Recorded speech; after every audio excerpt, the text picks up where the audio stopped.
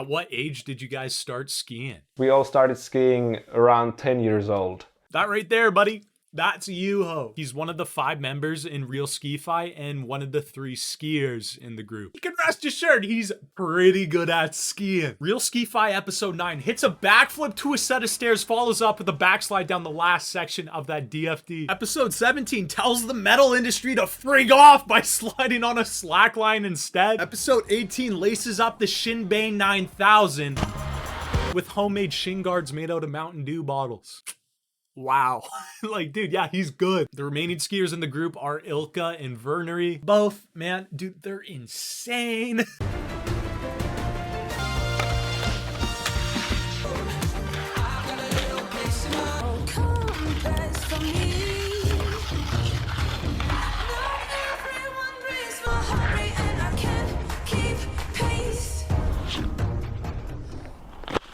I'm sorry. What? Like, dude, the chomps and then the what's? Like, oh my dude. And you can't forget the last 2 people making up Real Skifi, Yane and Anton, the 2 videographers of the group. They're there to get the shots to please our hosts with. Some incredibly talented individuals as well. Real Skifi has done some amazing things on a pair of twigs, but they've also done some phenomenal things with a camera. I don't know if you guys have seen the movie Tenet, but the premise is so difficult to understand because Christopher Nolan was 5 tabs of acid in while directing it. Yeah.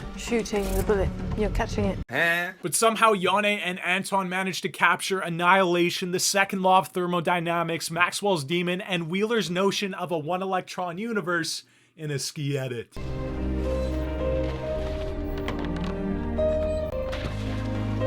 When you watch our first episodes, we look like small kids and we look like we were young. Like, actually, we weren't super young back then. How old were you in the first Real Skifi episode? Like 14, 15.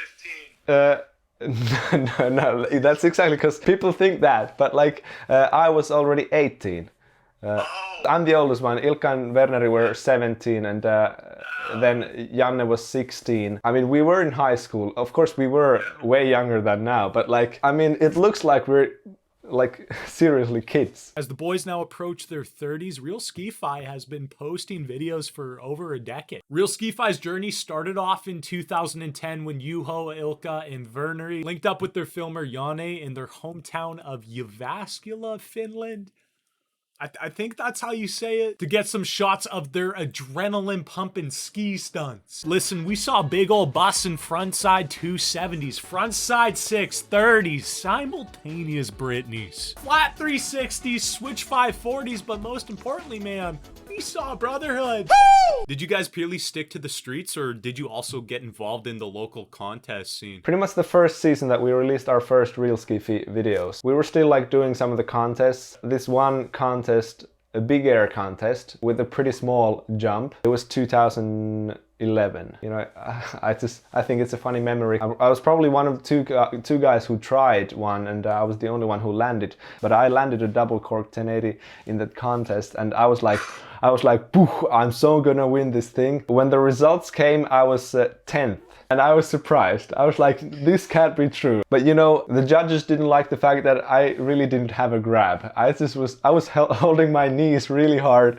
and I don't think it was super bad. I mean, looking back, I totally understand it and I totally get it. I mean, I was the young kid going like, I'm gonna win this thing just by spinning more than anyone else, and like, it is risky and I don't care, and like, you know, there was a time when I was that kid, you know, trying to spin as hard as possible. If you were able to toss double cork 1080s back in 2011, man, regardless of how old you were a good skier. Yuo goes on to talk about some of the podiums he earned at local contests. He was a really good contest skier, all modesty aside. Ilka and Vernery also competed in contests around Finland, and according to Juho, they did quite well, as to be expected. But coupled with a lackluster home ski resort and a lack of motivation to pursue contest skiing any further, the boys found themselves spending most of their God-given hours out in the streets. Real Skifi started to take off. Episode 2, the boys built themselves a winch, giving them the power they needed to toss a cork 7 on a homemade quarter pipe, treating a goalpost as an elbow rail, Misty 540 over ET,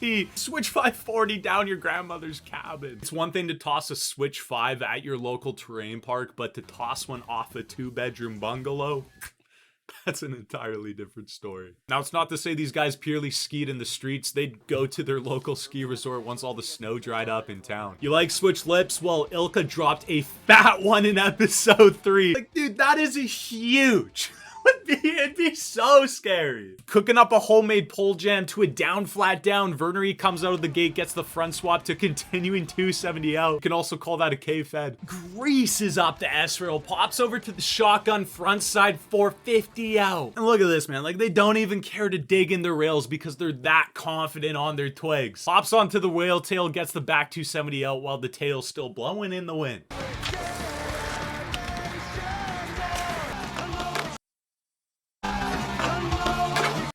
Have you put on a pair of ski boots before? A kickflip in a pair of ski boots.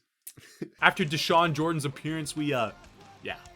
Dude, like, good stuff. And you gotta keep in mind, episode 3 was posted 10 years ago in May of 2011. There were very few skiers out there that would be able to replicate what these boys were doing back then. Alongside all the other types of videos they posted over the decade, they are now up to 18 episodes of Real Ski-Fi. Going through each and every one of them, man, you see some wild stunts. UO episode 10 rips up the nipple with some sort of underflip sideways Lincoln swap. Boys! Episode 11 hits a backslide on the first down of that DFD, pumps over the kink, takes it to a front slide on the last down. So difficult. Yeah. Yeah. Twitch tails 270 onto the skateboard. Rides down the flat bar, still hits a pretzel 270 out. Episode 12, boosting a massive switch 540 while simultaneously playing a game of Ultimate. Makes sliding the straight vertical down flat down even harder by greasing up a ski slide on that left side. Hubba grabs double safety before going for a back 270 out on that needle thread. Quad kink, front swap to switch. A game of double dash on a pair of skis and finishes off with a double backflip to a 450. Back 270 out. And the madness just, it keeps going.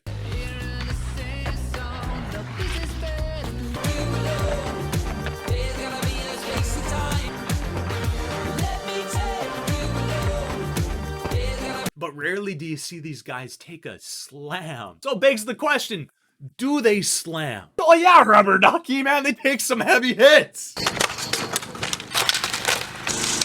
Oh.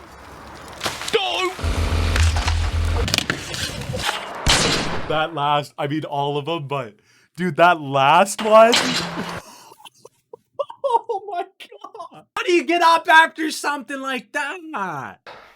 The first time I hurt my knee, it was at a contest. Given the nature of what Vernery, Ilka, and Juho do on a pair of skis, it's inevitable that some injuries would come their way. And a notable one would be Juho's multiple knee injuries. Mun nimi on Juho Kilkki ja mun oikea polvi kuulostaa tältä.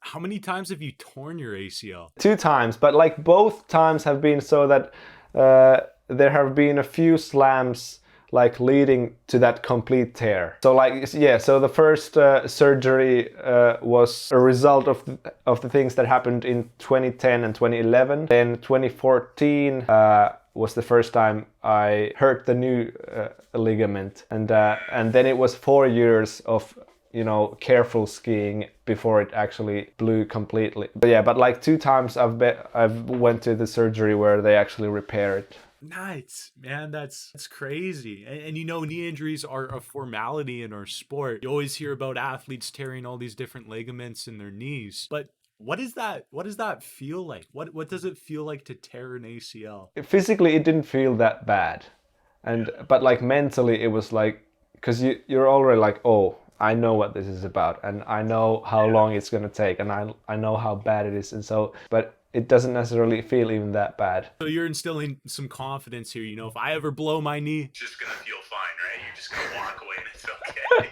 Good to know. highly recommend you go check out the video about Juho's experience with his knee injuries. It's up on the Real Ski-Fi channel. It is such a difficult situation, you know, when something like an injury is prohibiting you from pursuing your passion. And if anyone knows what that situation feels like or how to deal with it, it's Juho, man. He's gone through some wild experiences with blowing his ACL twice. It was super interesting to hear him talk about, you know, not necessarily the physical impacts of the injury being the worst part, but rather the mental impacts. You know, obviously having to go through this long process of recovery is, dude, it's draining for an athlete who's so used to just getting out and skiing every day. But it's a whole nother mind game once you fully recover and you're able to get out and put those skis back on. I mean, it's human nature for our brains to tell us, hey, stop it, don't hit that 80,000 foot booter in front of you, because that's what hurt us previously. Like, dude, coming over that fear, that mental blockade, that in itself is a journey, man. So again, highly recommend you go check out that video on their channel. Fast forward to another surgery and recovering from a rare bacterial infection. Yuo was able to get back on the skis once again in fall of 2019. And dude, he's still bossing, man. Like, holy.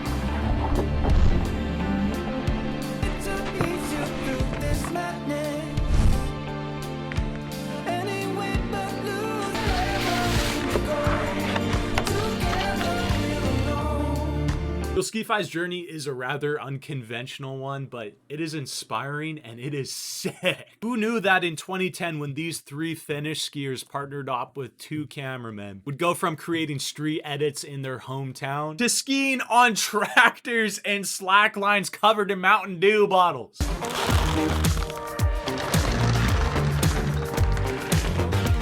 You guys have come such a long way and have done some incredible things with your skis and cameras. But what's next for Real Skifi? That's something that we have been thinking about, and that's something that we really don't have an answer to. If I just one day wake up and I'm like, I'm too old for this, I want to save my body for some later action in life. If that day comes, like, it could come whenever. Because we're a small crew. One of us, Werneri, has kind of already stopped. So we're pretty much 4 left. And 2 skiers. So if one of us maybe gets hurt, it's not a big crew anymore. An interesting note to that question is that we are pretty heavily, you know, branded as a crew. Many people probably don't know our names. I don't know if people would realize if we just sneaked in like new skiers and new filmers to the crew and, you know, just have other names in the credits. That way it's a possibility that Real Skifi lives forever in some ways. That sneaking in phenomenon has yet to happen, but... Well, if you ever need somebody to tap in, I throw a mean frontside 270, man. Massive thanks to Juho for taking the time to give us a little bit of an inside look on the past, present, and future of Real Skifi. And obviously just a huge thanks to the entire crew. Ilkka, Werneri, Janne, Anton, and obviously Juho. You guys are doing something so cool for the ski community. And dude, love to see it. We love to see it, man. Other than that, boys, you know I love you. And you know the good. Good Lord. Good Lord there, Rubber Ducky. Loves you, man. Okay, we'll see you in the next one.